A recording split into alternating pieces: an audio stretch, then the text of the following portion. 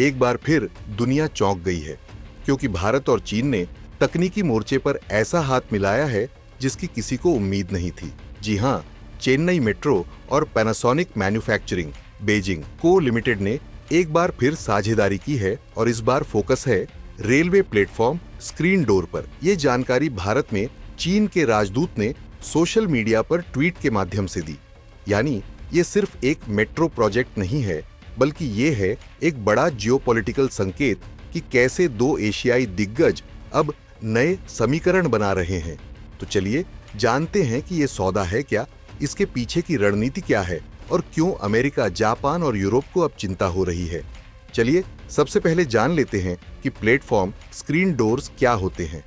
दरअसल railway platform screen doors वो पारदर्शी ऑटोमेटिक दरवाजे होते हैं जो मेट्रो प्लेटफॉर्म पर लगाए जाते हैं। इनका मकसद है सुरक्षा बढ़ाना, भीड़ को कंट्रोल करना, एसी एफिशिएंसी बढ़ाना और मेट्रो के संचालन को और ज्यादा स्मार्ट बनाना। भारत के कई शहरों दिल्ली, मुंबई, बेंगलुरु में पहले से ये सिस्टम है, लेकिन चेन्नई मेट्रो अब इसे एक नई तकनीकी ऊंचाई पर ले जाने जा रही है चीन की मदद से। अब बात Panasonic manufacturing Beijing company LTD की करें तो Panasonic manufacturing Beijing company limited चीन की राजधानी बीजिंग में स्थित है और पैनासोनिक ग्रुप का एक अहम हिस्सा है। यह कंपनी विशेष रूप से स्मार्ट ट्रांसपोर्ट सिस्टम, ऊर्जा कुशल समाधान और पीएसडीज टेक्नोलॉजी में अग्रणी है। इनकी technology high speed response, safety integration, AI आधारित फॉल्ट डिटेक्शन से लैस है। चीन, जापान, मलेशिया और अब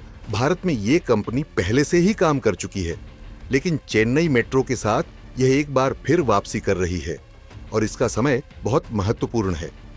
जब दो देशों के बीच राजनीतिक तनाव हो, तब ऐसी साझेदारियां दुनिया को चौंकाती हैं। 2020 के गलवान के बाद भारत चीन रिश्तों में ठंडापन आ गया था, लेकिन अब व्यापार रिकॉर्ड स्तर पर है।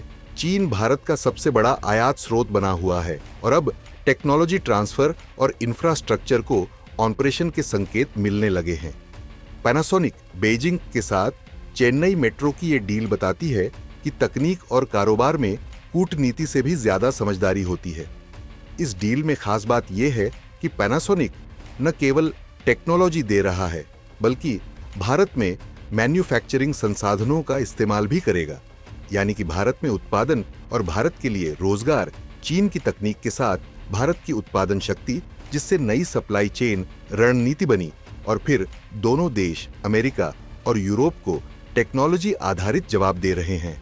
मेक इन इंडिया अब सिर्फ जापान, अमेरिका या यूरोप के साथ नहीं, बल्कि चीन जैसे प्रतिस्पर्धी के साथ भी साझेदारी में बदल रहा है। अब आप कहेंगे कि दुनिया की नींद क्यों उड़ गई? दरअसल इस डील के दूरगामी संकेत हैं। इससे जापान, साउथ कोरिया जैसे देश अब चौकन्ने हो गए हैं कि भारत और चीन साथ आ रहे हैं। अमेरिका को डर है कि भारत कहीं चीन के करीब न हो जाए।